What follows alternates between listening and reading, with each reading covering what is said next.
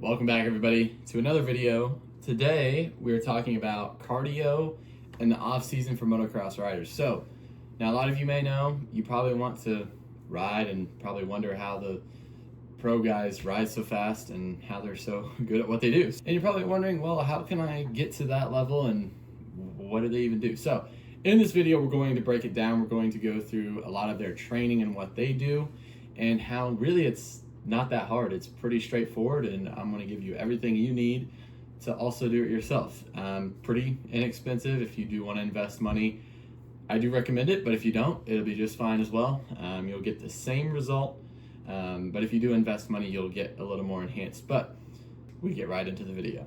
Welcome back everyone. If you're new here, my name's Blake and I'm an amateur motocross racer. I've been running this YouTube channel for about a year, 2 years now, and I've been in the racing industry for quite some time now. Started when I was about 8, so I've been in it for a little bit, but throughout the years of racing, I've been building and learning from tons of the people I've talked to and just everything in the grand scheme of things. So whether that's fitness, nutrition, training, bike training, all that different kind of stuff. I've gained a lot of knowledge and I'm constantly studying and trying to find new things so I can share to my audience and to you guys, because why not share your knowledge? So with that being said, let's be realistic here. It's a nice sunny summer day.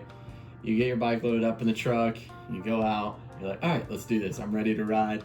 Let's go put in 2 30-minute motos. And you go out, you make 10 laps and you're like, dude, I'm cooked. My arms are like done for and I'm out of breath. I'm cooked. And you wonder why that is. And a lot of that comes through your off the bike training. So it doesn't have to deal with all the technique and the form and stuff that you're doing, which a lot of that does come in and play in certain places, but a lot of it originates for what you do off the bike, regardless, for however you feel after the track, after you ride, whether you're really tired, not too tired. Exercise and training, if you already are not doing that, I highly recommend you do it. It'll better your strength, your endurance, everything. So in this video, I'm literally going to break it down and make it super easy for you to understand. So if you're in for a wild ride and you want to go crush those 30-minute motos, I say you stick around and watch this video. And make sure you stay to the end, because I've got bonus stuff that I can share with you guys that I promise will help. So just like anything else in life, you get what you give. So whether that's you show up to your job, you do your hours, you get your money, obviously. You have to show up and you have to give so you can get what you give, if that makes sense. Just basically show up and do what you need to become better every day. That's pretty simple. So before we get into these different exercises and workouts, let's talk about aerobic base. Think of it as the foundation of your endurance for your body. It is your ability to perform low intensity exercises for long periods of time while your body still is maintaining a good heart rate and maintaining that oxygen intake and obviously. So building a solid aerobic base means training at lower intensities. You don't have to go out there and crush every single workout, every single cycle, run, whatever. You don't have to go out there and crush it. It's just performing well at a slower pace. You don't have to go out and kill it, I promise. You'll get the same amount of benefits if you just focus on that heart rate and everything. So I have 3 different options to build your aerobic base. Now, all these 3 different options vary from what tailors to you, what equipment you have. So this tailors to everybody. I know motocross is expensive, so it's hard to afford other things sometimes, and that's okay. I made sure it tailors to everybody. So starting off with the first thing, cycling. Now you've probably seen some pros do, sponsored by cycling brands if you pay attention to a lot of stuff like that.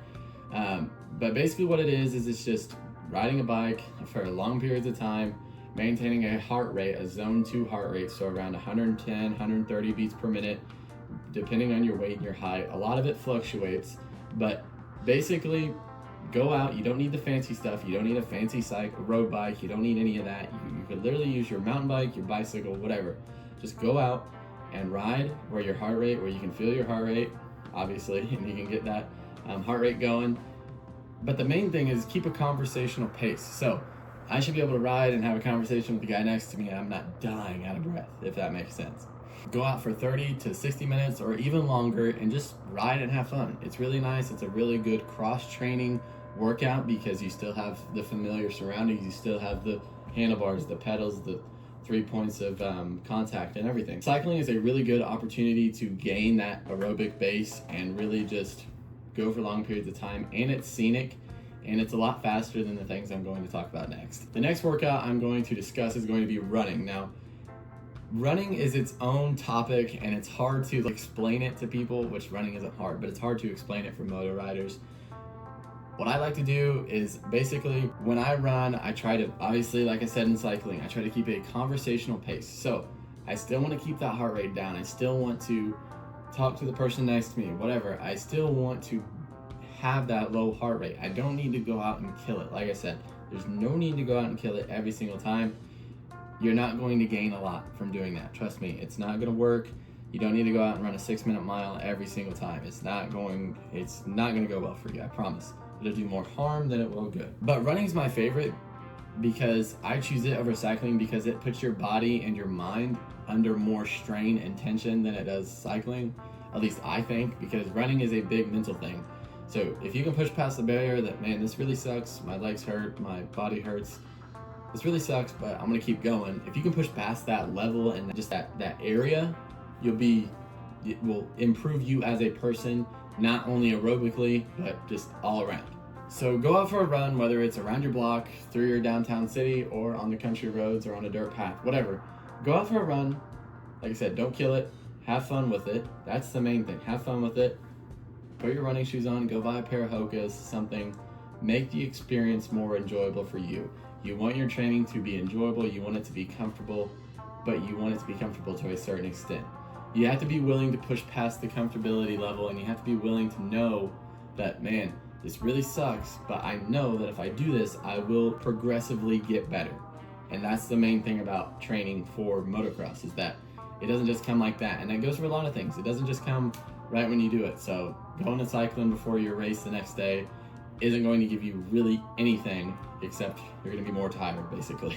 So another thing is that something I don't normally do, which is swimming. So it's kind of like a triathlon kind of deal. So anyways, swimming. So for those of you that have access to a pool, this would be a great opportunity, whether it's your backyard pool, a high school pool, anything that has water in it that you can swim where it's safe, obviously. Go in the water for about 20 to 30 minutes and increase your time. So every time you go swim, increase it by 5 minutes for a week or for a couple days, and then increase it by 5 more minutes. And eventually your body will adapt aerobically to where your heart rate can maintain that for long periods of time. Because that's the main goal of training for your aerobic base. Like I said, it is to where your body can perform for long periods of time at a low heart rate and low intensity.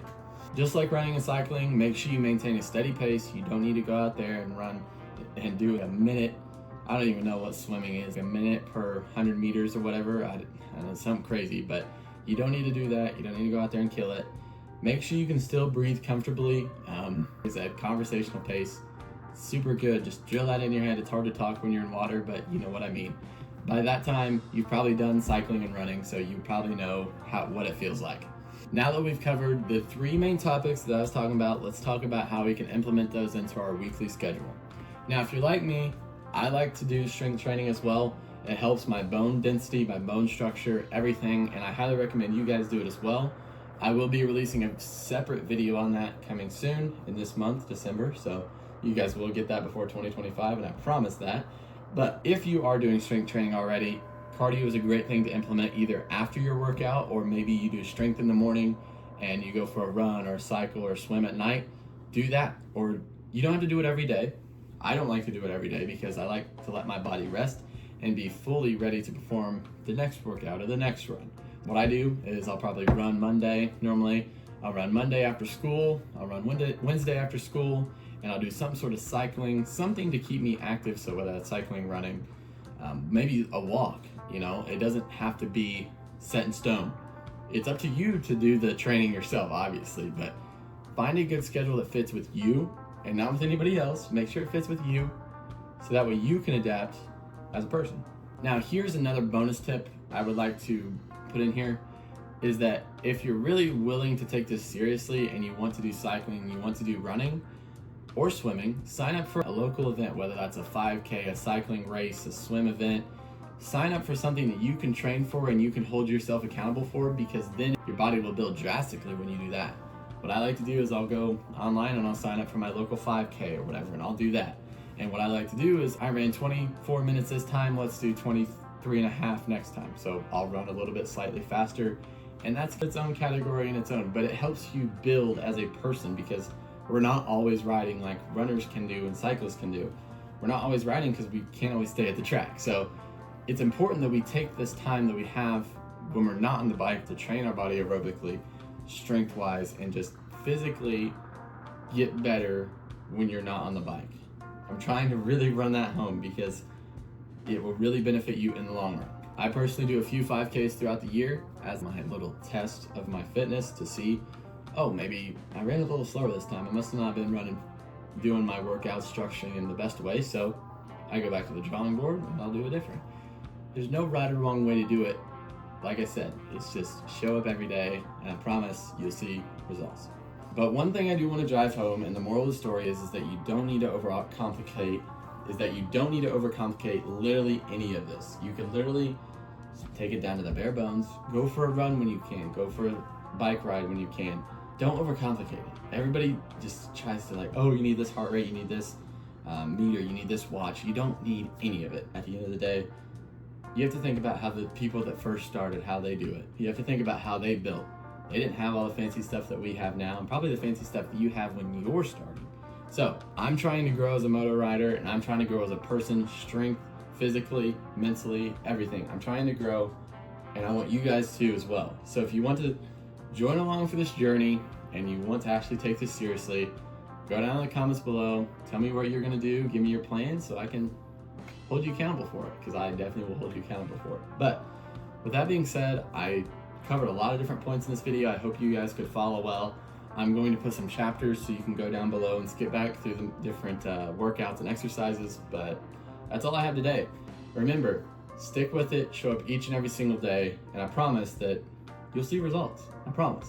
So with that being said, I believe in each and every single one of you, and I thank you. If you're a recurring viewer, I thank you for watching, and make sure you subscribe because I've got a lot of good stuff that I'm planning this winter. So that being said, I'm out, guys. And remember, stay humble.